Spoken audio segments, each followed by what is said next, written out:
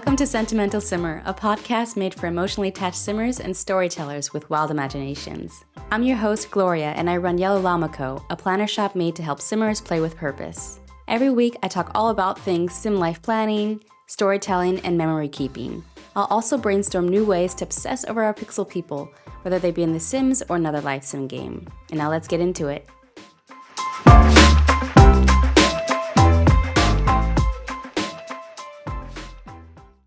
Welcome back to the Sentimental Simmer podcast. Today I want to talk about storytelling, in particular how we simmers tell our stories in the game, naturally, organically, the way the game is intended, or even how we use the game as a tool to tell stories we've already come up with. A lot of us simmers play with the intention to experience story in the game. And there are two different types of stories in this sense. So I like to divide it here between gameplay-driven stories and scripted stories. So a gameplay-driven story would emerge when we play the game, when we just go with the flow and interact with the subtle direction the game already gives us out the box. It's kind of like if we were talking about writers or, creative writing. There are pantsers and plotters, and a pantser is somebody that just writes off the cuff of their hand. They just go where the story takes them in the moment. They don't outline, they don't pre-plan. And I guess if we wanted to combine the two worlds, the gameplay-driven simmer would be a pantser. So that's that kind of version of storytelling that they're also experiencing. They don't know really what's going to happen. They just go with the flow, and they're just there to enjoy the ride. Whereas scripted stories, as the name implies, they're more prepared and thought out before we jump into the game, and we're pushing a certain narrative and even just using the Sims as a tool to stage our stories rather than actually play them, so to say. Both styles are fun, and sometimes it's not even easy to divide the two because I feel like most of us play a mix of both. Like we have an idea that we want to play out. We give the game enough control to actually be that improv partner. But then, of course, there are clear areas where it's solely the game moving the story, or you're coming in with a story pre-made and the game is literally just your tool. So I just want to chat about that and dive into that because I think it's a really fun topic that I've experienced in both ways. It just shows how expansive the game is. It's not just one way to play, obviously. I think in so many aspects, there's not just one way to play this game. And there's also not just one way to experience story with the game. So with gameplay-driven story, as I said, it's where you go into the game and you go with the flow. If you wanted to do a strictly gameplay-driven session where you really let go of all of the control, which I guess in theory that's not really either how the game is intended because you are the watcher and you are really God in this sense. So I guess the game is also intended to let you have control. But let's just say you're giving away all of the control. The game has free reign and you want to let the game be full-on improv partner, maybe even to the point where a game calls the shots and you just do what the game tells you. In this sense, what the sim maybe tells you what they want to do. So this would even be called once-based gameplay. It's a fun way to let that more gameplay-driven story emerge and unfold naturally when you pick the next move based on what your sim is telling you what they want to do. So in The Sims 2, 3, and 4, the sim can have once. And The Sims 4 was called whims at first, but they've changed that to once now as well. And little thought bubbles or it depends on the game you're playing, what the interface looks like. But the sim can tell you, hey, I would really like to meet Susie, or I'd like to quit my job, or I'd like to do this and that.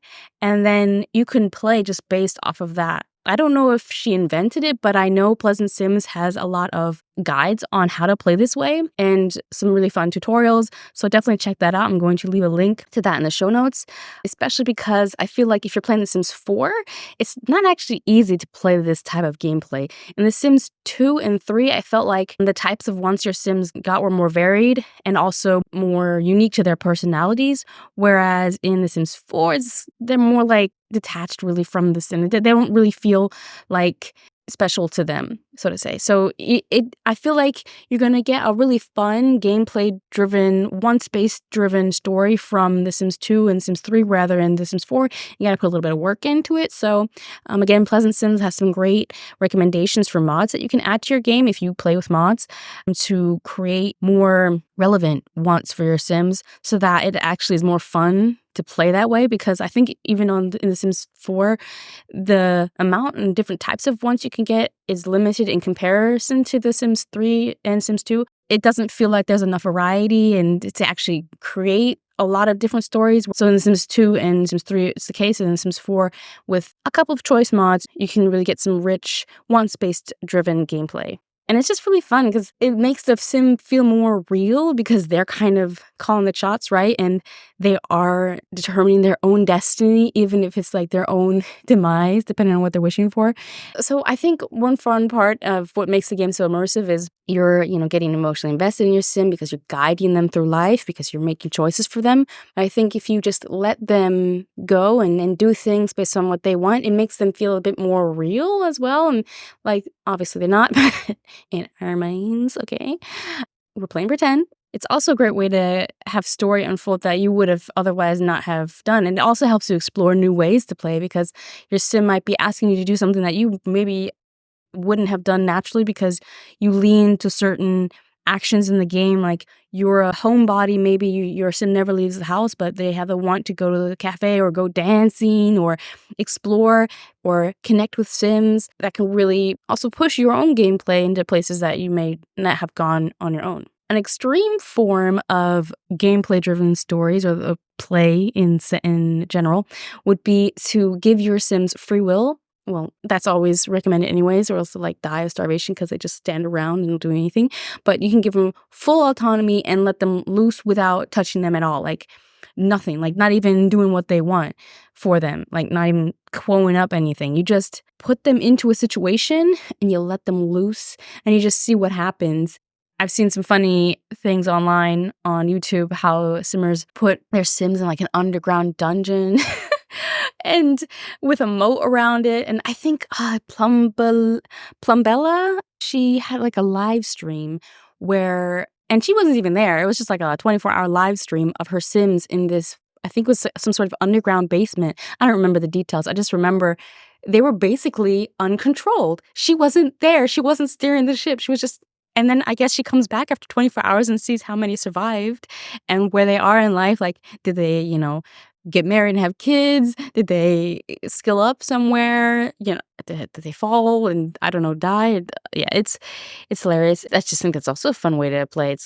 You can kind of like live out your voyeuristic tendencies and play Big Brother and just let the Sims do whatever, and which they will, and usually that will create chaos in some form. I'm sure a fire will start, and that's when things get juicy. And I think this kind of gameplay, just watching your Sims, can lead to the most spontaneous and funniest stories even. There's also another side. It can be wholesome.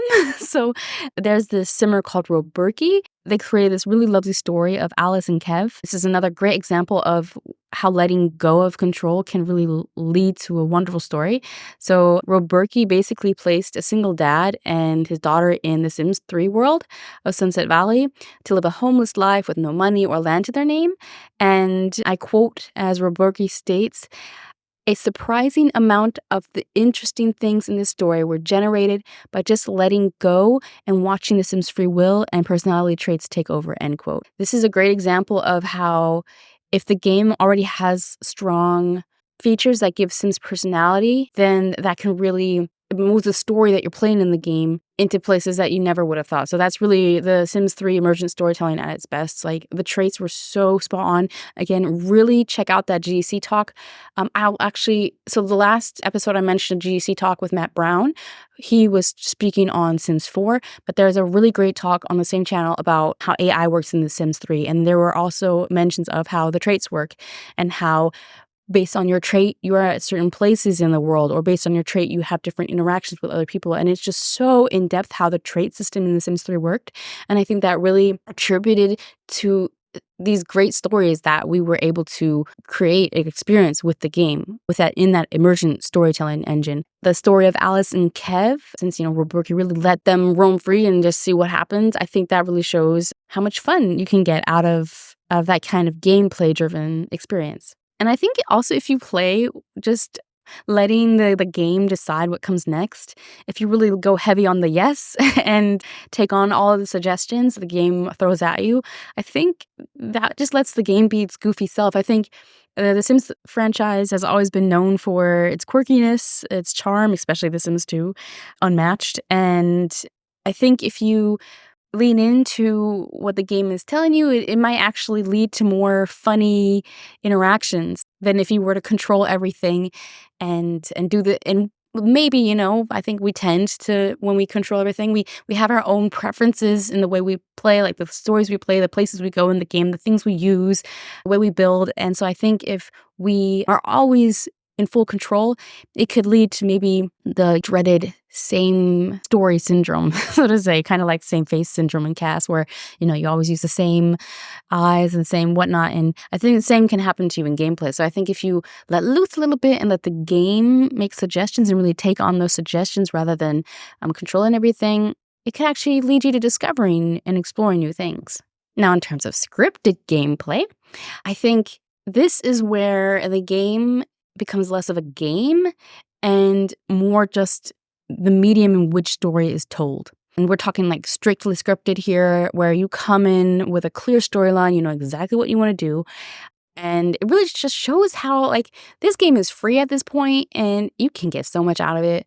Like, even if you don't even want to play the game, you can literally stage a whole darn movie with this game. The game is really not only great in terms of immersion storytelling, by playing it as intended, but it's even flexible enough and open enough to allow you to visualize stories that you've created independent of the game. So in that sense, the game really becomes more of a tool to create art. That could be just, screenshots that tell a story, that could be a machinima, that could be a comic, that could be anything. I think it's so fun, and I think everybody should try to explore it. It does come with some work, obviously. It's not just having your story in mind, but it's also a learning curve. You can't jump into the game like you would when you play it. It's a whole nother type of control you need when you're playing, or let's not use the word playing, when you're using the game as a tool to tell story. But it's worth it because you really get everything you need to be a director and of your own story. So you have an entire set in the palm of your hands that you can shape as you wish. You can build entire homes. You can decorate them as you need. Depending on the game you're playing, you can even design the world the way you want. Or, also there's just a plethora of custom worlds out there for The Sims 3, for example, where you can have like a sci-fi world. You can have a normal suburban town. You can have, anything you want. And even in Sims 4, you can't customize it super a lot. Unless you have the tool mod, but there are a lot of beautiful worlds that you can use as backdrops. At this point, you can create quite a few different scenarios, whether it's supernatural or, a normal contemporary story. And of course, you have endless amount of actors, any type, even aliens that you can, out at your fingertips. And you can really create any character you can imagine, and they will be the actor in your story. And they will do everything you say. You can manipulate as you wish, and you can capture scenes. You can zoom in, you can zoom out. There's even a video, option or feature in the game that you can use to film with. Lets you be creative with the way you create shots in the game and the way you capture your scenes. But as I said, there is a bit of work connected to this. For example, it's a bit tricky to get the Sims to do exactly what you want, maybe at all times. So it's useful to use extra things like animations or poses to get the Sims in the exact position you want. Hot tip, the WikiWims mod actually has a posing feature to it that lets you turn Sims in all sorts of ways and lets you get them to exactly where you want them, which is quite useful if you want to be the ultimate puppet master. And there are also, of course, other mods that help you tell story. I'll link that in the show notes. I swear I think it's called a storytelling mod or something like that. It's also useful to have mods that help you control time in the game or weather, so you can really get the atmosphere, the exact atmosphere you need for that particular scene. I actually explored machinima myself years ago. It's going to be like 7 years ago at this point. I created a music video parody directed to EA. I was basically pleading for more curly hair in the game. It was hilarious. I had rewritten the lyrics to I Like Them Girls by Tyrese. I think that was probably the funnest part. And then I had my Sims dance around and prance around. I think that was when that Nightlife pack came out or something like that. Get out, get together, something like that. And that was when the whole group dance thing was new. I haven't played with it since. I really should get back to that. But that was a lot of fun. And I also made a short machinima about a girl that lost her sister. And at least for me, I think this is also something. I think if you get into machinima or this kind of, visual storytelling with the help of The Sims, you'll end up developing your own style or your own preferences. I could tell early on I really like creating story with music, and I might get into this again. I'm gonna have a comeback of my machinima era, but I like to have a piece of music that inspires me, that evokes a certain emotion, and then based on that comes a story. So I actually don't go in it usually with a story, and then I create the scenes and the story based on the music. So the music has a certain vibe, a certain theme, and so that's my story that I have a revolve around that. And also, it keeps things simple because music usually doesn't go longer than 3 or 4 minutes, right? So you do not have a lot of work on your hands with, I mean, it's still a lot of work, but it's definitely a lot more manageable than a full on, like, hour-long movie, right? So, because it is a lot of fiddling around if you're going to create machinima in the game, because you have to revisit it, create lots and lots and lots of different clips, because in the end, I can tell you, most of them aren't usable for whatever reason, or even if they are, you have to sort them through, you have to cut them correctly. And I mean, I was just at the infancy of my editing game. Like, I think at this point, I didn't even use DaVinci at that time, but now I use DaVinci, and I know my way around the software more. I feel more comfortable with it, so maybe it would be less taxing at this point. But still, it's not just coming up with a story. Let's put it that way. And I think that goes for even if you're creating, even if it's just screenshots, you have to perhaps edit them and make them look good. You have to collect the right ones based on your story, and you just don't want to take any screenshot. You want it to have a certain vibe or have an artistic angle to it, right? So there's a bit of work that goes into it, but I think it's worth it. I think The Sims is a great tool to use to visually tell your story. As a creative, as somebody who likes to tell a story even without the game, it's so nice to be able to use the game, something you're already comfortable with, use it in a different way than it was intended, to have it mold to your idea and imagination. So if you have a story lingering in your mind, I definitely recommend getting into machinima or telling story with screenshots. It's really fun, and it might help you actually learn more about the game as well and stress test it. Of course, you could also just do both, right? You could have a story in mind, a rough idea of where you want things to go for your sim, but you let the game fill in the details. I think that's how a lot of Let's Plays usually pan out. Simmers go in the game, for example, if they're playing a new expansion pack, when Horse Ranch came out, I think a lot of sims that came in with a backstory of their sim, the sim had a goal, maybe to take on Grandma's ranch and be successful, but the in-between was still open. And I think having a set of goals or plans for your sims that can act as guideposts throughout your gameplay can be helpful, but then how your sim gets there isn't set in stone. So there's some gameplay-driven story that still can emerge, but you have a bit of direction. So it can also keep you interested because you're actually looking forward to that goal that you've set for your sim or that plan. And also maybe even depending on how things go in the game, you end up tossing, that idea you had in your mind and you go a different route because the game, your improv partner, The Sims, gave you an idea. You're like, hey, you know what? Let's go with that. Yes, I will have them cheat on their wife and leave town and start a new life. I don't know. The game can sometimes suggest some wild stuff, but yeah, it is how it is. Yeah, that's just why I love The Sims so much. It's so flexible. You can do anything you want in this game.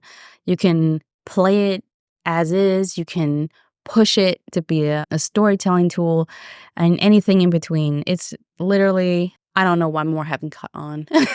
Especially now that Sims 4 is free. Like, I'm still trying to get my sister and my girlfriend to jump on board, but I'll get them there. I totally am wanting to create some machinima now. How about you? I hope I've inspired you to play maybe a bit different. I hope I've showed the maybe positive aspects of both ways to play if you haven't explored either one in its entirety. In the next episode, I'll be talking about what we are very notorious for: wholesome versus chaotic gameplay. We'll be exploring those types of stories. Until then, happy simming!